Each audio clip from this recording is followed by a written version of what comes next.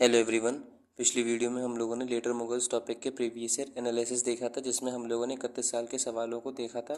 उनमें कौन कौन सी इंपॉर्टेंट थीम्स थी उनको डायरी में नोट डाउन किया था। उसके बाद सिविल सर्विसेज के सवालों को देखने के बाद दूसरे एग्जाम्स को, for example NDA, CDS, CAPF, इनके क्वेश्चंस को भी देखा था, उनकी थीम्स को नोट डाउन किया था। तो आज की वीडियो में हम लोग उनके सॉल्यूशंस को देखेंगे। पहला क्वेश्चन बोल रहा है, who among the following establishes embassy in foreign countries on modern lines.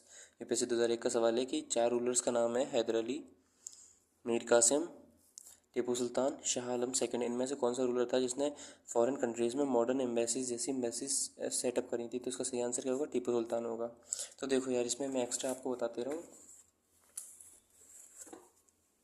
जब हम लोग इन दो रूलर्स का नाम मतलब के बारे में बात करेंगे, एक हैदर अली और एक टीपू सुल्तान, तो ये दोनों जो रूलर्स थे ये मैसूर से रिलेटेड थे।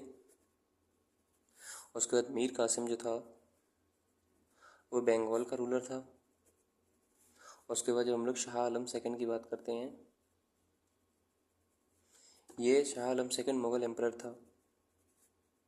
इनके बारे में थोड़ी बेसिक जानकारी ले ले रहे। फॉर एग्जांपल हैदर अली, टीपू सुल्तान जो हैं वो एंग्लो मैसूर वॉर के लिए फेमस हैं। तो एंग्लो मैसूर वॉर हम लोग को ऐसे याद रखना है, एंग्लो मैसूर वॉर ऐसे याद रखना है 1767 से लेके 1769 तक फर्स्ट एंग्लो मैसूर हुआ। उसका 1780 से लेकर 1784 तक दूसरा, फिर 1790 से लेकर 1792 तक तीसरा, और फिर 1799 में लास्ट, जिसको हम लोग फोर्थ एंग्लो मैसूर वॉर बोलते हैं। तो ये फर्स्ट, फिर ये सेकंड, ये थर्ड एंग्लो मैसूर वॉर और ये fourth.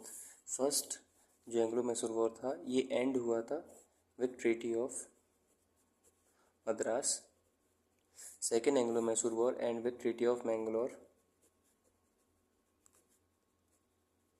Third Anglo Mysore war end with treaty of Seringapatam.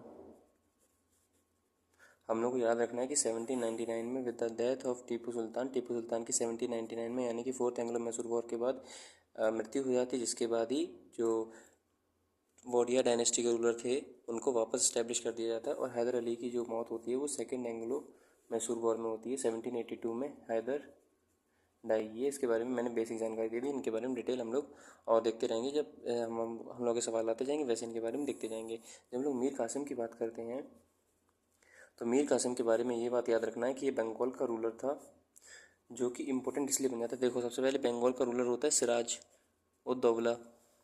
Siraj ud Daula जो होता है वो 1757 में इन बैटल ऑफ प्लासी हार जाता है। जब बैटल ऑफ प्लासी में सिराज उद दौला हार जाता है तो उसको रिप्लेस कर दिया जाता है मीर जाफ़र के बाद। मीर जाफ़र रूलर बन जाता है, लेकिन क्या होता है 1759 में एक बैटल होता है जिसको बोलते हैं बैटल ऑफ बेदरा या फिर बैटल ऑफ चिंसुरा या फिर बैटल ऑफ हुगली। तो बैटल ऑफ बेदरा होता है किस किस के बीच में? Dutch versus east India company, जिसमें डच जो होते हैं ये मीर जाफ़र की तरफ होते हैं। तो इसमें क्या होता है, मीर जाफ़र और डच हार जाते हैं तो अंग्रेज़ जो होते हैं वो मीर जाफ़र को रिप्लेस कर देते हैं मीर कासिम से। बाद में मीर कासिम जो होता है ये भी अंग्रेज़ों के खिलाफ एक लड़ाई लड़ता है जिसको हम लोग बोलते हैं battle of Buxar. Battle of Buxar हमारा 1764 में होता है, जिसमें मीर कासिम को हटा दिया जाता है और वापस एक बार फिर से मीर जाफ़र को बंगाल का रूलर बना दिया जाता है।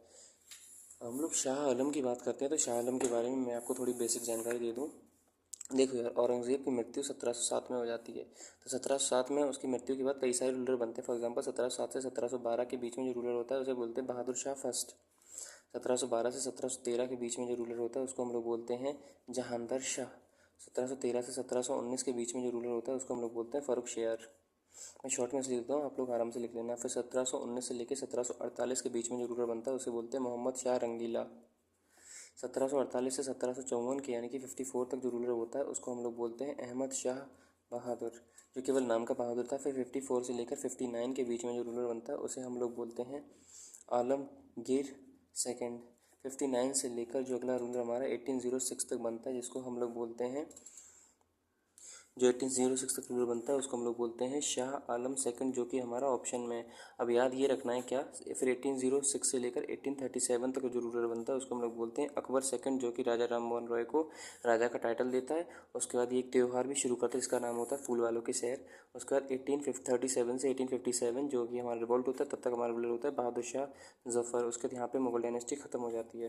तो याद ये रखना है कि 1754 से 59 के बीच में ये जो हमारा आलमगीर सेकंड रूलर होता है, इसी के टाइम पे क्या होता है, बैटल ऑफ प्लासी होता है। उसके बाद हम लोग को एक और बात याद रखनी है क्या कि 50 ये जो हमारा होता है 1764, यहाँ पर जो रूलर होता है जो 1764 मैंने बताया था बैटल ऑफ बक्सर, उस टाइम पर रूलर होता है शाह आलम सेकंड। तो ये कुछ इनके बारे में कुछ बेसिक जानकारी दे दी है हम लोगों ने। अगले क्वेश्चन पे चले अगर, तो क्या बोल रहा है कि विच of the following is incorrect, UPSC 2003 का सवाल है, इनमें से कौन सी बात गलत है। Mardan Ali introduced system of revenue farming in Bengal, पता नहीं, ठीक है आगे चलते हैं। Maharaja Ranjit Singh set up modern factories to manufacture cannons at Lahore, बिल्कुल सही बात है। महाराणा जो हमारे महाराजा रणजीत सिंह थे उनकी उस टाइम पर एशिया की सबसे बड़ी आर्मी थी जो कि यूरोपियन लाइन्स पर स्टैब्लिश थी, यानी कि ये तो स्टेटमेंट बिल्कुल सही होता है। Sawai Jai Singh of Amber had Euclid's element of geometry translated into Sanskrit, ये भी बिल्कुल बात सही है। ऑप्शन नंबर सी, महाराजा जय सिंह थे उनके बारे में स्टेटमेंट सही है। साथ में इन्होंने एस्ट्रोनॉमी बनवाई थी, कितनी, 5, तो मैं इधर लिख दे रहा हूँ +5 एस्ट्रोनॉमी। एस्ट्रोनॉमिकल जो लैब्स होती हैं वो भी इन्होंने 5 बनवाई थी। इसके साथ साथ जो हम लोगों का अगला ऑप्शन बोल रहा है कि Tipu Sultan gave money for a construction of idols of goddess Sharada in Sringeri temple, तो यही बात बिल्कुल सही है, यानी कि ऑप्शन नंबर बी, सी और डी बिल्कुल सही है। तो गलत क्या हुआ, गलत हुआ ऑप्शन नंबर बी। अब देखो यार, इसमें एक्स्ट्रा ये है कि अली मर्दान खान जो थे उन्होंने रेवेन्यू फार्मिंग सिस्टम बंगाल में शुरू नहीं कराया था, बल्कि शुरू किसने कराया था, तो शुरू कराया था बंगाल में, जिसको हम लोग बोलते थे मुर्शीद कुली खान। अभी मुर्शीद कुली खान कौन है, तो मुर्शीद कुली खान जो था वो 1717 में बंगाल का गवर्नर बना था। 1717 में जब ये बंगाल का गवर्नर बना तो इसने बंगाल को इंडिपेंडेंट करा लिया था मुगल डायनेस्टी से। उसका एक और बात याद रखनी क्या कि तो हम लोग ये ऐसा बोल सकते हैं कि Murshid Quli Khan was the founder of Bengal. उसके बाद ये भी हम लोग बोलते हैं कि मुर्शीद कुली खान की जो कैपिटल थी वो क्या थी, मुर्शीदाबाद। अगली बात ये हम लोग को याद रखनी है, तो इस क्वेश्चन का आंसर क्या होगा कि रेवेन्यू फार्मिंग बंगाल में मुर्शीद कुली खान लाता है। अगर आपसे बोला जाए कि ओवरऑल किसने रेवेन्यू फार्मिंग का कंसेप्ट सबसे पहली बार शुरू किया था, तो उसका आंसर होगा जहांगीर शाह। अभी जहांगीर शाह कौन है, तो मैं आपको पहले ही बता चुका हूँ क्या कि बहादुर शाह के बाद जो अगला मुगल डायनेस्टी का रूलर बनता है 1712 से लेकर 1713 तक, तो वो कौन था, जहांगीर शाह। तो ये रेवेन्यू फार्मिंग का सिस्टम चालू कराते हैं जिसे हम लोग क्या बोलते हैं, इजहदारी सिस्टम। अच्छी बात है, तो ये हम लोगों ने देख लिया कि रेवेन्यू फार्मिंग का सिस्टम कौन शुरू कराएगा, जहांगीर शाह, और बंगाल में कौन शुरू कराएगा, मुर्शीद कुली खान, जो कि बंगाल का फाउंडर होता है और मुर्शीदाबाद इसकी कैपिटल होती है। हम लोगों ने इसके बारे में बेसिक जानकारी ले ली। टीपू सुल्तान ऑप्शन रिपीट हो रहा है, तो टीपू सुल्तान के बारे में थोड़ी बेसिक जानकारी होनी चाहिए। फॉर एग्जाम्पल टीपू सुल्तान जो है वो टाइगर ऑफ मैसूर के नाम से जाने जाते थे। दूसरी बात ये कि टीपू सुल्तान जो थे पंचायत सिस्टम इनके टाइम पर था। अगली बात हम लोग को एक और बात जाननी है क्या कि टीपू सुल्तान फ्रेंच रिवोल्यूशन से बहुत ज़्यादा प्रभावित हुए थे, इसीलिए ये जैकोबियन क्लब के मेंबर भी बन गए थे। He was also member of Jacobian club. साथ साथ हम लोग को एक और बात याद रखनी है क्या कि ये ट्री ऑफ लिबर्टी के नाम से एक पेड़ भी लगाते हैं, ठीक है। अगली बात ये कि ये फॉरेन ये विदेश होते, विदेशों में अपनी एम्बेसी भी इस्टेब्लिश करते। फॉर एग्जांपल पर्शिया हो गया, टर्की हो गया, अफगानिस्तान हो गया, यहाँ पर ये अपनी एम्बेसी भी इस्टेब्लिश करते हैं। इनके फ्रांसीसियों से अच्छे रिलेशन थे, बल्कि इनके अंग्रेज़ों से ख़राब रिलेशन थे। अगला हमारा क्वेश्चन क्या बोल रहा है, which of the following is correct, UPSC 2007 का सवाल है। In third battle of Panipat Abdali defeated Ibrahim Lodi, Tipu Sultan was killed in third Anglo Mysore war, Mir Jafar entered into conspiracy with British for defeat of Sirajuddaulah in battle of Plassey. तो यार देखो, सबसे पहले हम लोग पहले वाले पे चलते हैं कि थर्ड बैटल ऑफ पानीपत। जब हम लोग पानीपत की बात करते हैं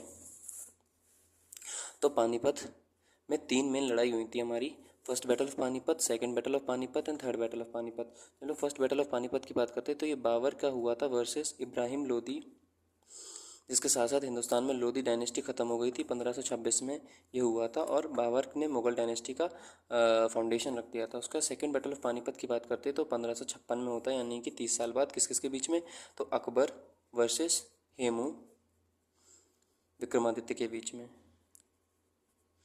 आदित्य के बीच में। अच्छा, अकबर की तरफ से बैरम खान इसमें लड़े थे। अगली बात हम लोग को याद रखनी क्या है, जब हम लोग थर्ड बैटल ऑफ पानीपत की बात करते हैं तो 1761 में हुआ था।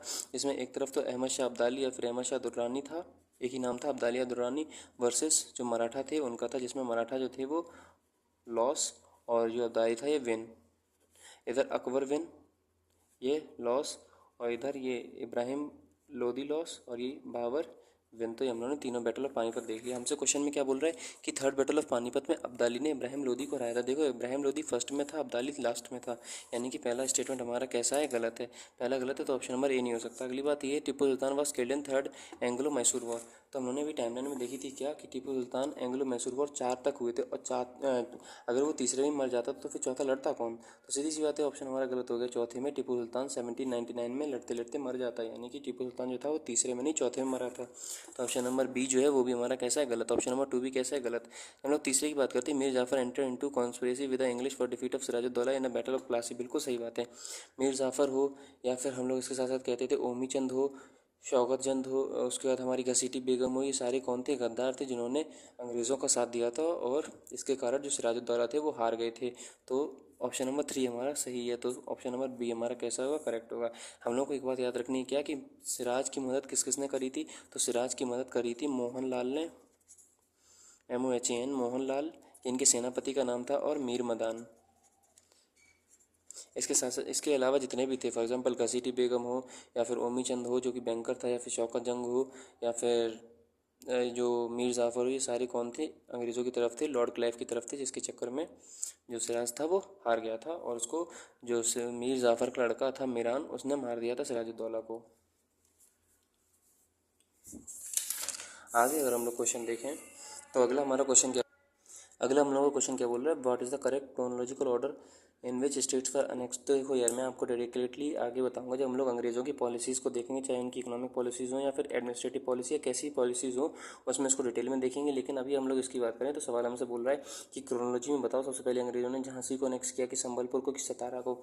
तो यार देखो, हम लोग को एक बात पता है क्या कि झांसी हो चाहे संबलपुर हो चाहे सतारा हो, ये सारे के सारे अनेक्स करे गए थे बाई एक पॉलिसी थी जिसका नाम क्या था, डॉक्ट्राइन ऑफ लैप्स। अब डॉक्ट्राइन ऑफ लैप्स वो पॉलिसी थी जो कि डलहौजी ने शुरू करी थी। इसके तहत ये था कि अगर किसी भी राजा का लीगल हेयर, यानी कि अगर उत्तराधिकारी लड़का नहीं होता है तो उसकी प्रॉपर्टी किसके पास चली जाएगी, उसकी जो पब्लिक प्रॉपर्टी है वो अंग्रेज़ों के पास चली जाएगी। केवल और केवल उसकी प्राइवेट प्रॉपर्टी जो होगी वो उस अडॉप्टेड सन के पास रहेगी, जो कि हम लोग को पता है डॉक्ट्राइन ऑफ लैप्स बोलता था हमसे। जब हम लोग इसकी बात करते हैं तो इसको याद करने की एक ट्रिक होती है, कैसे आप लोग याद करना, तो आप लोग इसको ऐसे याद रखना, SJ, फिर SJ सूजन, SUJN सूजन है। तो एस से क्या हो जाएगा हमारा, ऐसे हो जाएगा हमारा सतारा, सबसे पहले सतारा हुआ था, फिर हमारा जैतपुर हुआ था, फिर एस से फिर हमारा था संभलपुर, फिर ये उदयपुर, फिर झांसी, नागपुर। तो सबसे पहले हमारा सतारा आएगा यानी कि 3, उसका जैतपुर ऑप्शन में है नहीं है, एस से फिर संभलपुर यानी कि 3 के बाद 2 आएगा, फिर उदयपुर, फिर झांसी, फिर झांसी हमारा लास्ट आएगा यानी कि 3, 2, 1 हमारा ऑप्शन नंबर जो सी है वो कैसा होगा, सही होगा।